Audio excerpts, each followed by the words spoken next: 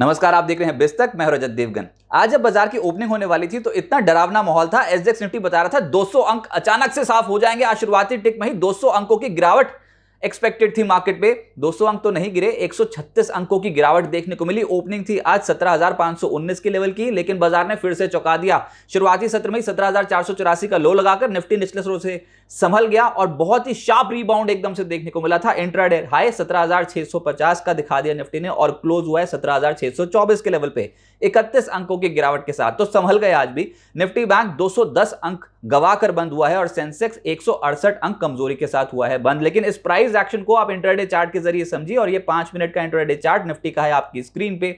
कल और आज दोनों सत्रों को मिलाकर आप देखिए, बिल्कुल एक रिवर्स इमेज आपको दिखाई देगी, एक मिरर इमेज आपको दिखाई देगी।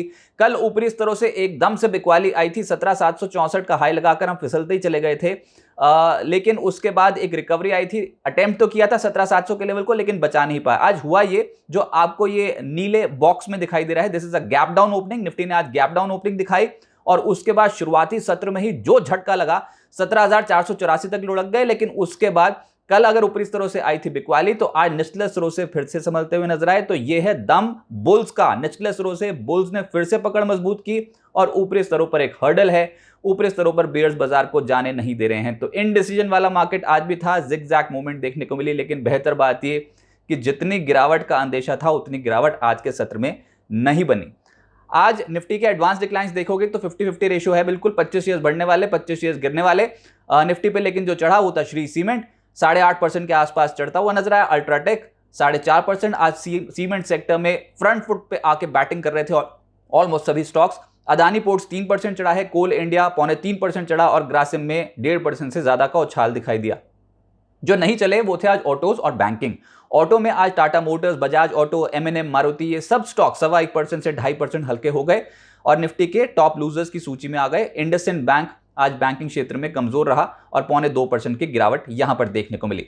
लेकिन सीमेंट सेक्टर में अक्रॉस द बोर्ड बाइंग देखने को मिल रही थी, जिसको लीड कर रहा था श्री सीमेंट। 8.5% के आसपास के रिटर्न बैठे। जेके लक्ष्मी एक और स्टॉक जहां पर 6.5% की तेजी देखने को मिली। अल्ट्राटेक 4.5% चढ़ गया। दालमिया भारत, एसीसी, अंबुजा सीमेंट, ये तमाम स्टॉक्स 3% से ज्यादा चढ़े और अंबुजा सीमेंट तो लगातार बाजार को अब आउट परफॉर्म ही करता चला जा रहा है। आज एसीसी ने भी स्ट्रेंथ दिखाई है 3% की।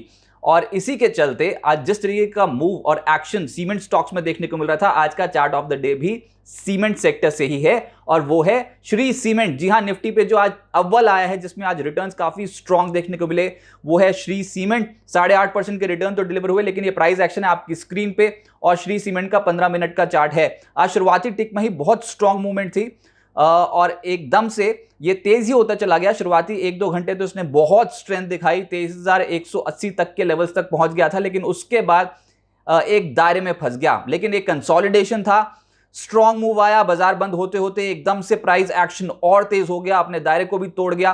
पूरा ही दिन हमने देखा कि श्री सीमेंट में कोई भी गिरावट आई तो उसको एब्जॉर्ब किया बुल्स ने और प्राइस एक्शन कमाल का था। इसके लिए एक इंपॉर्टेंट लेवल था जो था पिछले महीने का हाई 22,500 के आसपास बैठता था और इसने वो आज के सत्र में निकाला। क्लोजिंग दिखाई है इसने 23,480 की, यानी कि लगभग 8.5% के रिटर्न श्री सीमेंट में बैठे हैं। प्लीज कॉशियस भी रहिए क्योंकि सीमेंट में ऑलरेडी मूव तो आ गया है और श्री सीमेंट को रिप्लेस कर रहा है अदानी एंटरप्राइजेस इस महीने के आखिरी में। लेकिन ये स्टॉक अब 3 महीने के हाई पे कर रहा है कामकाज।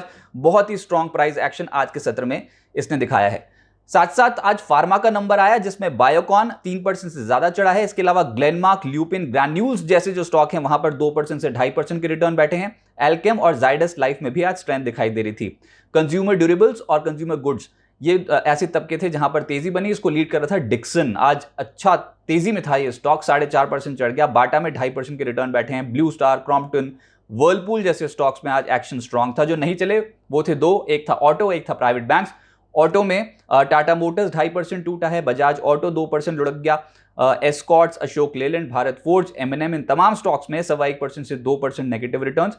और प्राइवेट बैंक्स में आज सिटी यूनियन बैंक लगभग 2.25% हल्का हुआ है। फेडरल बैंक, इंडसइंड बैंक और आईसीआईसीआई बैंक में भी आज गिरावट ही देखने को मिली है। मिड कैप्स आज भी धुआंधार प्रदर्शन कई स्टॉक्स करते हुए नजर आए। उसमें एक था गार्डन रीच शिप बिल्डर्स, जिसमें 16% का रिटर्न आज के सत्र में बना है और मैक्सिमम तेजी इसमें आखिरी के 2 घंटों में बनी। इसके अलावा वक्रांगी लगभग 12.5% चढ़ा है। होटल स्टॉक्स तो कमाल कर ही रहे हैं। EIH आज भी 12.25% चढ़ा।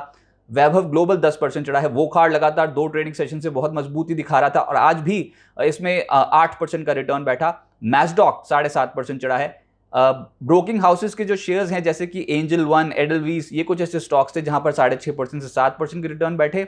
वोडा आइडिया 7% चढ़ गया और एक स्टॉक है CDSL, 7% की तेजी। खबर CDSL में एक के बाद एक आती चली जा रही है। देखिए, एक तो बड़ी खबर यह है कि अगस्त में पहली बार देश में डीमैट खातों का जो आंकड़ा है वो 10 करोड़ के पार पहुंचता हुआ नजर आया है। ये पहली बार हुआ है इतिहास में।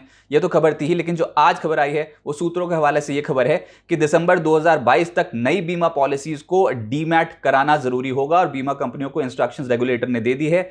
IRDA ने दिसंबर 2023 तक का भी समय दिया है बीमा कंपनियों को कि वो जो एग्जिस्टिंग पॉलिसीज हैं उनको भी डीमैट में कन्वर्ट कर दें। तो ये सूत्रों के हवाले से खबर थी और इसका एक प्राइस एक्शन आज CDSL पे पड़ता हुआ नजर आया। लगभग 7% की तेजी इस स्टॉक पे देखने को मिली। एक और बड़ी खबर आज कॉनकॉर के लिए आ गई। ये स्टॉक भी आज रडार पर था और क्या कमाल के रिटर्न्स इसने आज जनरेट किए हैं, 8% से ज्यादा की। खबर यहां पर यह है कि कैबिनेट ने रेलवे लैंड लाइसेंस फीस 6% से घटाकर 1.5% कर दी और रेलवे लैंड लीज अवधि को भी बढ़ा दिया। 5 साल जो मौजूदा है उसको बढ़ाकर 35 साल कर दिया गया। कॉनकॉर के लिए दोनों डेवलपमेंट्स पॉजिटिव थी और सरकार चाहती है कि अपना कुछ हिस्सा जो है एग्जिस्टिंग स्टेक उसको ऑफलोड कर दे। उससे पहले कुछ पॉजिटिव डेवलपमेंट्स कॉनकॉर पे होती हुई नजर आई और क्या खड़ी चढ़ाई चढ़ रहा था एक बार तो आज के सत्र में, कमाल ही कर रहा था ये स्टॉक। ऊपरी स्तरों पर थोड़ा सा हल्का जरूर हुआ लेकिन फिर भी ओवरऑल रिटर्न 8% से ज्यादा के बैठे हैं और वायदा कारोबार में भी कॉनकॉर आज 8.5% मजबूत हुआ है। इसके अलावा श्री सीमेंट तो है ही जो आज स्टॉक ऑफ द डे भी बना। इसके अलावा वोडा आइडिया, फोर्स सॉल्यूशंस और लालपाथ लैब्स वायदा कारोबार पे बहुत एक्टिव थे। इन तमाम स्टॉक्स में 5.25% से 6.5% के आसपास के रिटर्न बैठे। जो नहीं चले वायदा कारोबार पे वो थे city union bank, Tata Motors, Indigo, Bajaj auto और फेडरल बैंक। 2% से 2.5% इन तमाम स्टॉक्स में आज रिटर्न्स नेगेटिव हैं। तमिलनाडु मर्केंटाइल बैंक का IPO कुल 2.86 टाइम्स सब्सक्राइब होता हुआ नजर आया। ओवर सब्सक्रिप्शन फिगर्स हैं और इशू साइज 832 करोड़ रुपए का था। 500 से 525 रुपए प्रति शेयर का प्राइस बैंड रखा गया था। ओवर सब्सक्राइब हो गया। अब आगे क्या होगा देखिए, कल इंडिगो पे नजर रखनी होगी, इंटरग्लोब एविएशन पे, क्योंकि एक ब्लॉक डील होने जा रही है और ये ब्लॉक डील संभवतः 1.08 करोड़ शेयर्स की होती हुई नजर आएगी। मॉर्गन स्टैनली ये बुक लॉन्च कर रहा है। गंगवाल फैमिली अपना 2.8% स्टेक बेचना चाहते हैं इस कंपनी में और कल ये ब्लॉक डील के जरिए इक्विटी हाथ बदलेगी। इंडिकेटिव डिस्काउंट भी 6.5% का रखा गया है लेकिन बेस प्राइस तय हुआ है 1850। देखते हैं यहां पर क्या प्राइस एक्शन निकल के आता है, लेकिन इंडिगो कल मॉर्निंग सेशन में फोकस में रहेगा। आज शुरुआती झटके को तो झेल गया बाजार। 200 पॉइंट्स प्रेडिक्ट हो रहा था एसडेक्स निफ्टी से कि गिरेंगे, लेकिन उतनी शार्प गिरावट आई नहीं और जो भी गिरावट आई 136 पॉइंट्स की वो इंट्राडे बेसिस पे ही अब्सॉर्ब हो गई। लेकिन ये दो तरफा चाल है, ऊपरी स्तरों पे एकदम से शार्प गिरावट, निचले स्तरों से एकदम से शार्प रिकवरी।